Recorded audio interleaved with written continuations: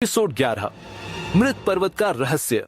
पिछले एपिसोड में आपने सुना गरुड़ासुर जो तीसरे द्वार का रक्षक था विवान के सामने प्रकट हुआ। उसने बताया कि वह 1000 वर्षों से आर्यवीर के वारिस की प्रतीक्षा कर रहा था। दूसरी ओर रक्तवेताल ने सबको चौंकाते हुए पहली रक्षक मुहर अपने पास होने का खुलासा किया। तभी मृत पर्वत की दिशा से एक भयावह गर्जना सुनाई दी, जिसे सुनकर स्वयं गरुड़ासुर भी भयभीत हो गया। अब स्पष्ट था कि तीसरे द्वार के पीछे कोई ऐसी शक्ति कैद है जिसका जागना पूरी दुनिया के लिए विनाश का संकेत हो सकता है। अब आगे वह जाग रहा है। गरुड़ासुर के शब्द अभी भी सभी के कानों में गूंज रहे थे। जंगल में मौजूद हर व्यक्ति के चेहरे पर तनाव साफ दिखाई दे रहा था। रक्तवेताल की मुस्कान पहले से और गहरी हो गई, जैसे वह उसी पल का इंतजार कर रहा था। हाँ, उसने धीरे से कहा। आखिरकार उसकी नींद टूट रही है। चुप रहो, बाबा काल भैरवनाथ गरजे। उनकी आंखों में पहली बार ऐसा क्रोध दिखाई दे रहा था जो विवान ने पहले कभी नहीं देखा था। लेकिन रक्तवेताल हंस पड़ा। सच से कब तक भागोगे काल भैरव? उसे तो एक दिन पता चलना ही था। विवान की बेचैनी बढ़ती जा रही थी। कौन जाग रहा है? उसने ऊंची आवाज में पूछा। कुछ क्षणों तक कोई नहीं बोला। फिर गरुड़ासुर ने धीरे धीरे अपनी विशाल गर्दन झुकाई, जिसका नाम लेने से भी मृत्यु कांपती है। विवान की रीढ़ में सिहरन दौड़ गई और उसका नाम। गरुड़ासुर की सुनहरी आंखें चमक उठी। महाकालांत। यह नाम सुनते ही बाबा काल भैरवनाथ ने आंखें बंद कर ली। आदित्य रुद्र की मुट्ठियां कस गई। भैरव सेन के चेहरे का रंग उड़ गया। लेकिन विवान, उसने यह नाम पहले कभी नहीं सुना था। यह कौन है? गरुड़ासुर ने उत्तर दिया। वह पहला अघोरी जिसने मृत्यु को हराने की कोशिश की थी। जंगल में सन्नाटा छा गया। हजारों वर्ष पहले गरुड़ासुर बोला, जब अघोर विद्या अपने चरम पर थी तब एक साधक था। उसका नाम था महाकालांत। वह इतना शक्तिशाली था कि आत्माएं उसके आदेश का पालन करती थी, लेकिन शक्ति के साथ उसका अहंकार भी बढ़ता गया। विवान ध्यान से सुन रहा था। फिर एक दिन उसने अमर होने का निर्णय लिया। उसने मृत्यु को समाप्त करने का प्रयास किया और उसी दिन गरुड़ासुर की आवाज भारी हो गई। वह राक्षस बन गया। तभी अचानक मृत पर्वत की दिशा से एक और गर्जना सुनाई दी। धड़ाम! धरती जोर से कांप उठी। कई पेड़ गिर पड़े और दूर क्षितिज पर काले धुएं का एक विशाल स्तंभ दिखाई देने लगा। विवान की सांस अटक गई, क्योंकि वह धुआं सीधे आकाश तक जा रहा था। वह तेजी से जाग रहा है। गरुड़ासुर बोला, अगर तीसरा द्वार खुलने से पहले वह मुक्त हो गया तो दुनिया का अंत निश्चित है। उसी समय विवान की हथेली फिर चमकने लगी। इस बार उसके सामने एक नया दृश्य उभरा। एक विशाल गुफा के बीचों बीच 4 पत्थर के स्तंभ खड़े थे और हर स्तंभ पर एक अलग प्रतीक बना हुआ था। पहला अग्नि, दूसरा नाग, तीसरा गरुड़ और चौथा एक आंख। दृश्य उतनी ही जल्दी गायब हो गया जितनी जल्दी आया था। 4 मोहरे। विवान बुदबुदाया। आदित्य रुद्र तुरंत उसकी तरफ मुड़े। तुमने कुछ देखा? विवान ने पूरा दृश्य बता दिया। यह सुनते ही गरुड़ासुर की आंखों में चमक आ गई। तो स्मृतियां लौट रही हैं। ये 4 प्रतीक क्या हैं? विवान ने पूछा। गरुड़ासुर ने उत्तर दिया, 4 रक्षक जो तीसरे द्वार को बंद रखने की शपथ लेकर जन्मे थे और चारों मोहरे उन्हीं से जुड़ी हैं। बाबा काल भैरवनाथ गंभीर हो गए। मतलब हमें बाकी 3 मोहरें खोजनी होंगी। गरुड़ासुर ने सिर हिलाया। और जल्दी? तभी अचानक रक्तवेताल ने अपनी हथेली में पकड़ी पहली मोहर को ऊपर उठा लिया। मोहर से काली ऊर्जा निकलने लगी और अगले ही पल उसके सामने हवा में एक द्वार खुल गया। उस द्वार के भीतर आग ही आग दिखाई दे रही थी। क्या कर रहे हो? आदित्य रुद्र गरजे। रक्तवेताल मुस्कुराया। पहली मोहर का उपयोग। फिर उसने द्वार के भीतर देखा और बोला, मेरे सेनापति, अब बाहर आओ। जंगल में खामोशी छा गई। अगले ही पल उस अग्नि द्वार के भीतर से एक विशाल आकृति बाहर निकली। 8 फीट लंबा शरीर, काला कवच, हाथ में विशाल तलवार और उसकी आंखों में जलती हुई आग। वह जमीन पर उतरते ही घुटनों के बल बैठ गया। स्वामी! उसकी भारी आवाज गूंजी। रक्तवेताल मुस्कुराया। स्वागत है अग्निराक्ष। गरुड़ासुर की आंखें फैल गई। असंभव। बाबा काल भैरवनाथ का चेहरा कठोर हो गया, क्योंकि वह जानते थे अगर रक्तवेताल ने पहली मुहर की शक्ति को पूरी तरह जगा लिया तो आने वाले युद्ध पहले से कहीं अधिक भयानक होने वाले थे। अग्निराक्ष नाम सुनते ही जंगल में मौजूद कई प्रथम रक्षकों के चेहरे पीले पड़ गए। वह विशाल योद्धा रक्तवेताल के सामने घुटनों के बल बैठा था, लेकिन उसकी मौजूदगी ही इतनी भयावह थी कि आसपास की हवा भारी हो गई थी। उसकी तलवार से आग की लपटें निकल रही थीं, आंखें पिघले हुए लावे की तरह चमक रही थीं और उसके हर कदम के साथ जमीन जल रही थी। 1000 वर्षों बाद अग्निराक्ष ने धीमे स्वर में कहा, मुझे फिर युद्ध भूमि देखने को मिलेगी। रक्तवेताल मुस्कुराया, और इस बार हम अधूरा काम पूरा करेंगे। विवान समझ गया कि यह कोई साधारण दानव नहीं था।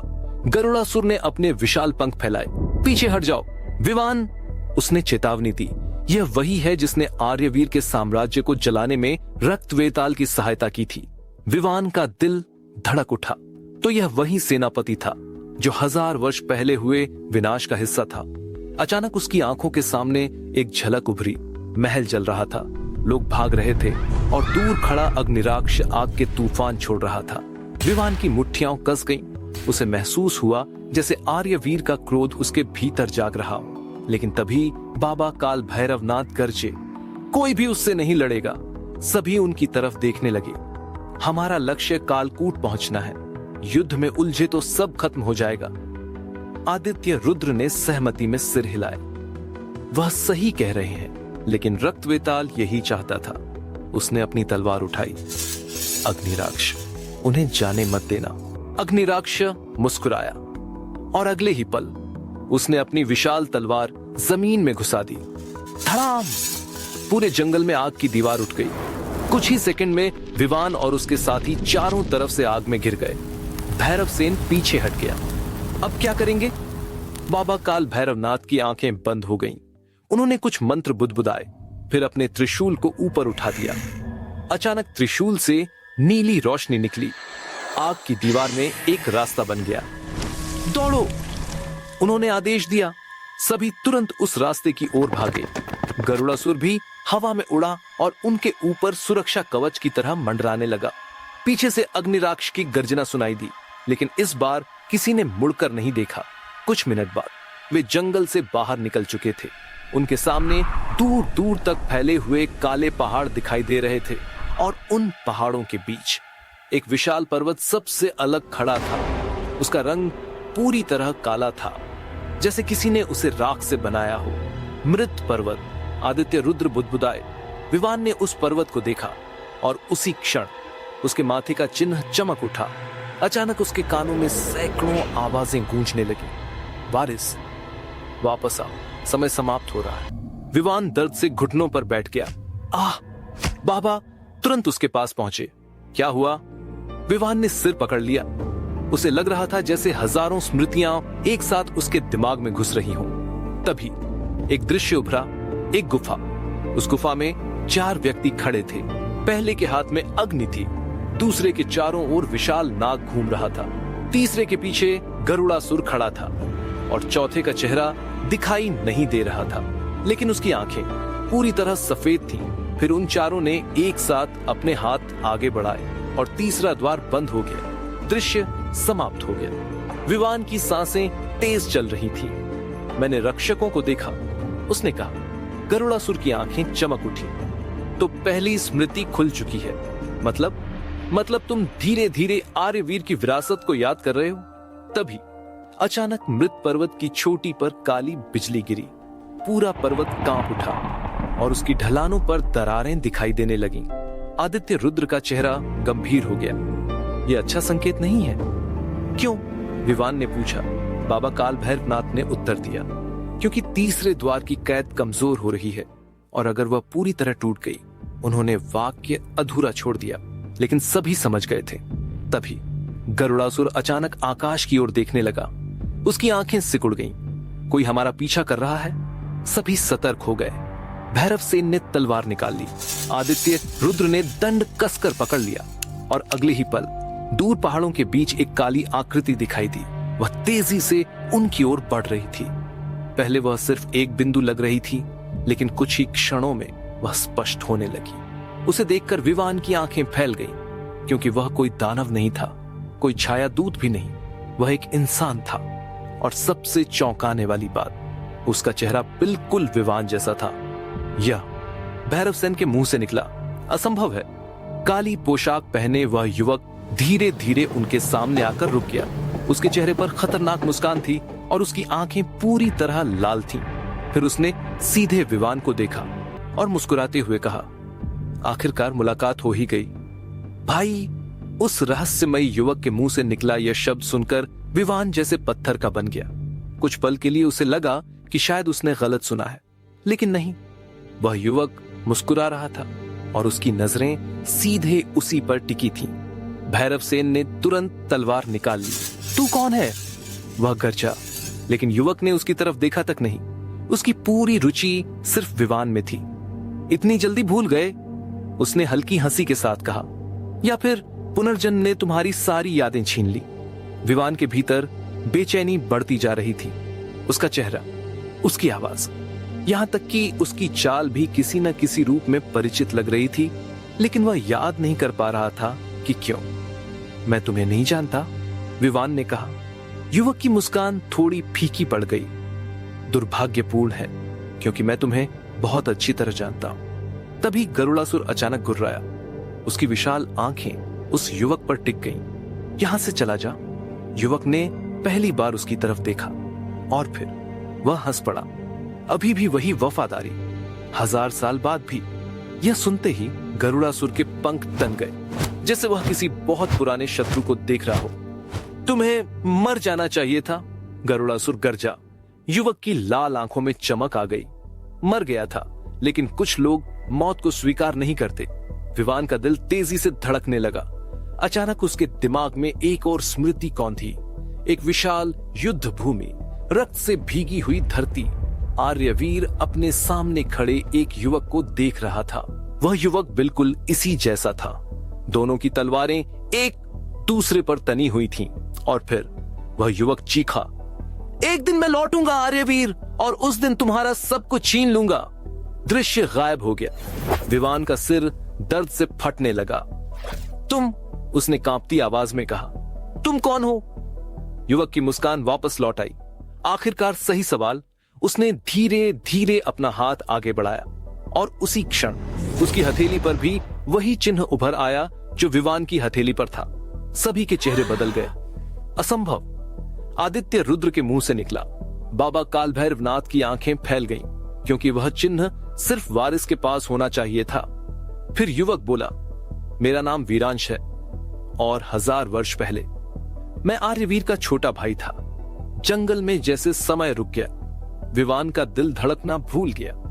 आर्यवीर का भाई? लेकिन ऐसा कैसे हो सकता था? अगर वह सच कह रहा था, तो फिर वह आज तक जीवित कैसे था? झूठ। भैरव सेन गरजा।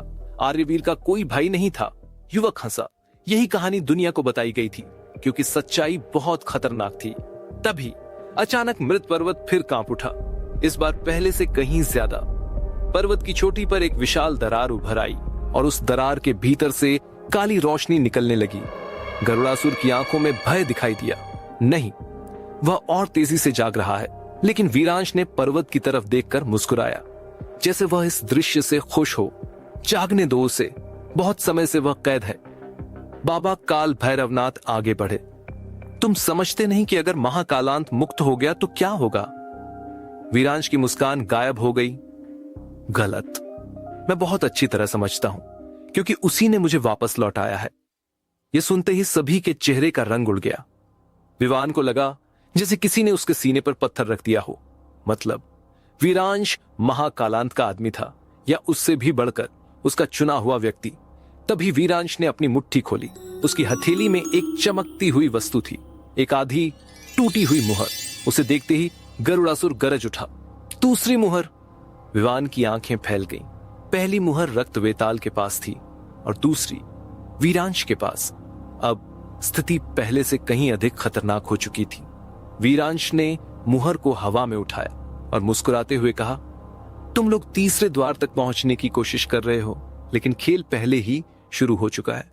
और इस बार उसकी लाल आंखें सीधे विवान पर टिक गईं। तुम्हें सिर्फ रक्त वेताल से नहीं, अपने ही खून से लड़ना होगा। इतना कहकर वह पीछे हटा। उसके चारों तरफ काला धुआं फैलने लगा। कुछ ही सेकंड में उसका शरीर धुएं में बदल गया और फिर वह गायब हो गया। लेकिन उसके जाने के बाद भी उसकी हंसी पहाड़ों में गूंजती रही। विवान वहीं खड़ा रह गया। उसका मन सवालों से भर चुका था। क्या वीरांश सचमुच आर्यवीर का भाई था? उसे दूसरी मुहर कैसे मिली? महाकालांत ने उसे वापस क्यों लौटाया? और क्या मृत पर्वत तक पहुंचने से पहले विवान को अपने ही अतीत के सबसे बड़े रहस्य का सामना करना पड़ेगा? इन सभी सवालों के जवाब जानने के लिए सुनते रहिए अघोरी श्मशान का वारिस का अगला एपिसोड।